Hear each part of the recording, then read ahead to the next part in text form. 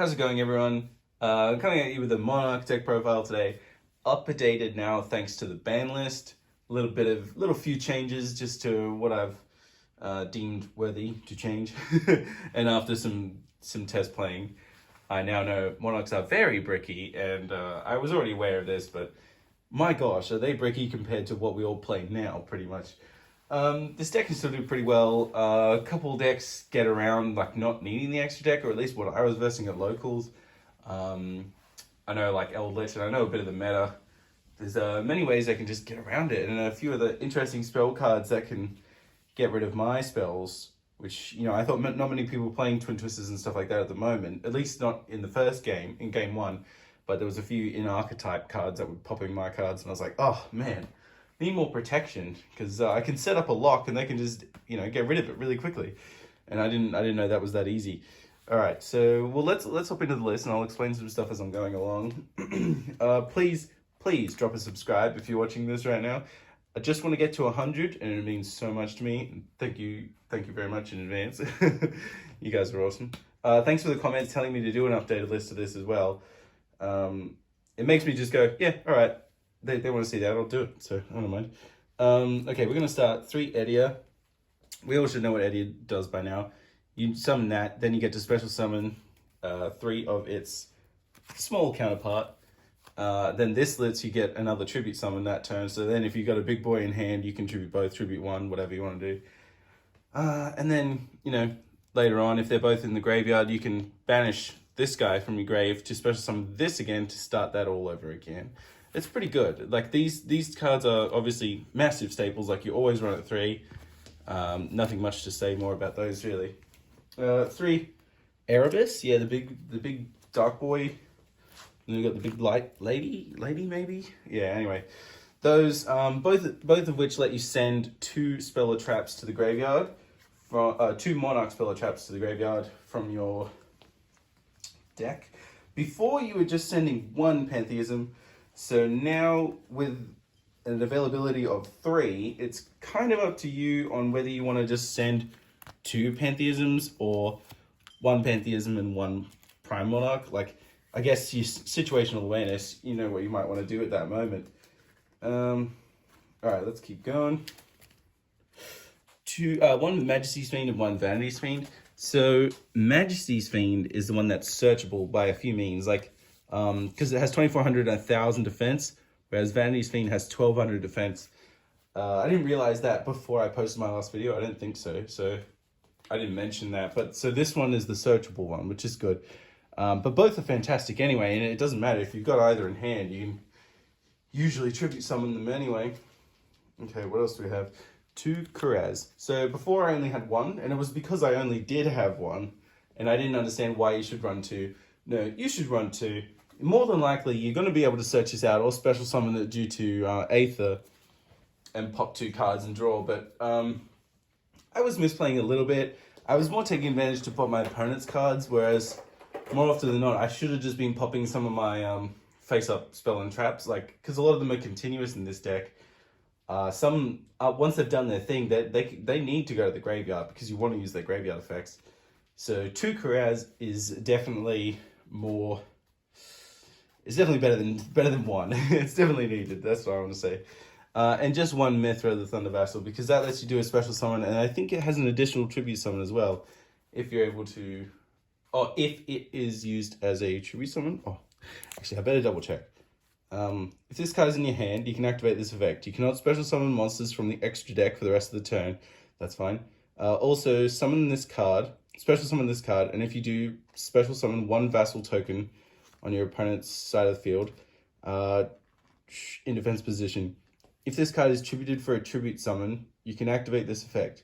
You can tribute summon 1 monster during your main phase this turn, in addition to your normal summon or set. So that's what it is. If this card is tributed for a tribute summon, so you can't. But if you've got an additional tribute summon, if you can just tribute that, then you're allowed to do another one again. So as long as you tribute that first, that's okay. So that's it for the monsters. That's pretty much all you're ever going to see. Some people run 2 Aethers, some people I ran into one guy that said I think he played one, and I was like, okay, that's too far. But mostly for your monsters, that's pretty much just what it's gonna want to be every time. I did run into another guy that was playing Danger Monarchs. So he had, I think, Dogman and Jackalope. I'm not quite sure what else. I'm gonna ask him, and I'll put it in the comments of this video what he was doing. But it was making his deck more consistent because more draws, and I think Dogman searches itself, he said. Anyway, so we'll see how he goes. I'll see what he says after this. So one terraforming. This is because I want to search. So I've seen a few people don't play terraforming. That's fine. I just think I would rather have that option to be able to get domain in my hand to not need Pantheism's not use my Pantheism just to get the domain. If I can get the domain that way, then I can get something else with Pantheism. That's my theory. Well, that's how I roll. Okay, next up, the best card, 3, Pantheism. Thank you, ban list. Thank you very much. But also, very sad because to take away 3, Called by the Grave. That wasn't necessary. We need any kind of help we can get. Speaking of Called by the Grave, I have removed them from this deck. I did have 3 before because I thought you want your searches to go through and stuff like that, and that's fine, yeah. But I personally have been running into a lot of disruption from Gamma. Now, like, we know Gamma's running around at the moment. It's quite popular and it's for a good reason. But Gamma can't be called by the grave. So it's kind of a waste of space having a call by when most of your opponents only have Gamma. Like, some people stop running Ash, and I don't blame them. I personally have stopped running Ash in, like, my Lunalight Shaddoll deck because, I don't know, Gamma's just... it just does a lot more for one card. Negate and destroy can be quite a lot of disruption instead of just negating. So that's what I've done. I've taken out Called by the Grave. It's up to you guys if you want to keep the 1 in. I was going to keep just the 1 in. I was like, well, if there's only 1, I might as well just have the 1. But we'll see. We'll see what I've done. 2, Return of the Monarchs. I call this the Monarch misplay because the amount of times I've forgotten to activate Return, everyone does it, I know. But, oh my god, I was a pro at it. I was just a pro. You forget you have set cards. Not set, active spells, like, at least... It's just an interesting way to search. When you tribute someone, you have to remember, you've got all these chains going. You're like, oh, now I'm special summoning, now I'm popping, and then I'm sending to grave, and then I'm activating grave effects. You gotta remember Return. It's pretty hard, especially when it's just sitting there, kind of out of sight, on your back row. Okay, 1 March of the Monarchs. 1 for 1. 1 Upstart Goblin. That's what I've taken out for Call By. I think just basically making the deck 39 cards to just give it a tiny bit more consistency is better in my opinion. I want that, Rhoda, because the only search target is Edia, but that's what you want. So 3 Tenacity, sorry. I messed up pretty bad one time by not using this. I was so used to bricking. One time I drew like 2 Tenacities and can't use it because I don't have any big boys in hand. But definitely, it's a fantastic card. Just remember you have it in your hand, unlike me. Very stupid. Anyway, sometimes you just won't have targets for it, though. That's the tricky part about Tenacity. Because it's not just like a free search. You got to reveal, and then you only get a Monarch spell or trap, which is still good. It's still plenty helpful. 3 Monarch Stormforth. Oh. This card is amazing. Being able to just tribute like your opponent's cards, it doesn't target. Pardon me, sorry. So like Dragoon, whatever you might want to do. Any big boys they have, any can't be targeted, can't be destroyed. Monarch Stormforth just goes through it. 2 Monarchs Erupt. Very possible to run at 3. I think I have I should have the 3rd one. Oh, I don't. I don't have the 3rd one in my side deck. Alright, I'll fix that in a second. Okay, then 1 Escalation of the Monarchs and 1 the Prime Monarch. Because Escalation lets you like tribute someone on your opponent's turn. So if you can tribute a Karaz you've gotten to hand from using Edia and stuff like that, or you just have it in your hand anyway, or being able to drop a Majesty's or a Vanity's Fiend just on your opponent's turn. I don't know, it's just a bit of funny disruption, You can do your 1 tribute summon to keep your combo going on your turn. Then when your opponent's turn comes around, you activate Escalation. That's when you can drop down the floodgates, sort of, in a way. Okay, that's the main deck. That's it, 40 cards. Moving on, I'll show you the side deck that I have at the moment. So this is what I call the going second package. When you know you're going to be made to go second, you got 3 Gameciel, 1 Dogren, and what is this thing's name? Kumongus? I don't know. Dogren because I just don't have another like Kumongus or another small one. So that's like the 3, I think, weakest kaijus I have, or at least, sorry, the other 2. I was a Gameciel, but like I think that's the only other 2 weakest kaijus I have. Bit weird. I should probably get my hands on some other ones. And 2 Duck Roller no more, because if they're sitting on a board with like 5 negates, which I've seen so many Dragon Link combos do, you can just go, no, I'm going to do what I want to do. And that's fine. You can pop their cards and stuff like that after that, that's fine. That's the going second package. What is this? This is the situational package. So I've seen Dark Bride, right? And it's a bad card. Yeah, we all know this.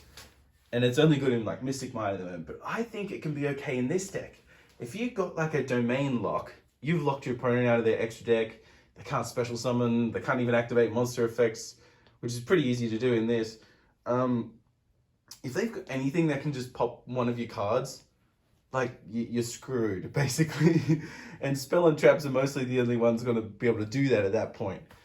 And there's a lot of them that can. So I feel like Dark Bride is more valuable in this deck. If your opponent draws another card, and say it's like a combo piece, and it's like, oh wow, they, you know, if you make them draw, and it's like, oh, I top deck something that would make me go off.